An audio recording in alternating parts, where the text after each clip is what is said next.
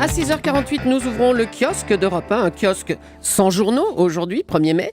Mais vous avez quand même déniché des infos, Jean-Philippe Ballas. En allant sur Internet, par exemple, avec un duel de Big Boss, deux personnages que l'on connaît peu, mais dont les entreprises font beaucoup parler. L'Américain Jeffrey Immelt dirige General Electric, l'Allemand Joe Kaiser est le patron de Siemens. Deux rivaux dans la course pour Alstom, deux caractères que l'on vous raconte sur notre site europe1.fr. Joe Kaiser tout d'abord, 56 ans, fidèle parmi des fidèles chez Siemens depuis 1980, il a gravi tous les échelons.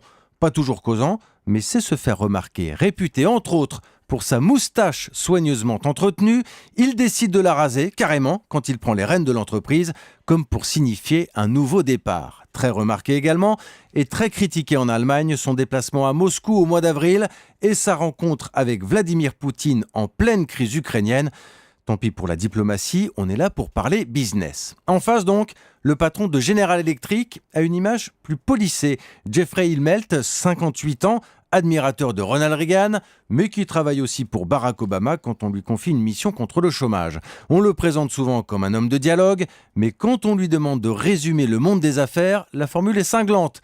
Si c'est de l'amour que vous cherchez, franchement, mieux vaut s'acheter un chien, c'est-à-dire sur europe1.fr. Autre chose, pour eux, servir l'État est un honneur, jusqu'à ce qu'ils fassent leur carton. Ouais, on les appelle les conseillers ministériels, postes prestigieux mais précaires au gré des remaniements. Tranche de vie plutôt bien racontée dans M, le magazine du Monde. De l'investissement total au désœuvrement brutal, une claque électorale, un couac de son ministre, et tout peut s'arrêter. Témoignage de Franck Louvrier, l'ancien conseiller com de Nicolas Sarkozy. J'avais un bon copain qui laissait en permanence un carton dans son bureau. Il résume le parcours. C'est une machine à laver avec des programmes plus ou moins courts, plus ou moins séchants. La localisation des bureaux en dit long sur l'influence du conseiller. Plus tu es proche de Dieu, plus tu comptes. Le ministre passera tout le temps dans ton bureau. En sachant malgré tout qu'un jour, évidemment, tout s'arrête. À moins d'un coup de théâtre. Ce fut le cas dernièrement au ministère de la Justice. Tous les conseillers de Christiane Taubira avaient préparé leurs affaires, anticipé leur départ. Ils avaient même bu une petite coupe de champagne. Sauf que, à la stupéfaction générale, la garde des Sceaux est finalement restée. C'est-à-dire donc dans M, le magazine du Monde. Europe 1, 6h51. À la une des régions, votre rendez-vous chaque matin avec une actualité régionale. Et avec vous, Marion Calais, bonjour. Bonjour Jean-Philippe. Ce matin, l'histoire d'un bébé ours privé de sa maman dans les Pyrénées. Oh oui, c'est une oursonne de 4 mois qui a été retrouvée seule dans le Val d'Aran, les Pyrénées catalanes, juste de l'autre côté de la frontière. C'était le 17 avril dernier, raconte Sud-Ouest, qui met au passage en ligne une vidéo sur son site internet absolument craquante. On y voit la petite bête, ses oreilles toutes rondes, le pelage épais, faire son chemin au milieu des jonquilles.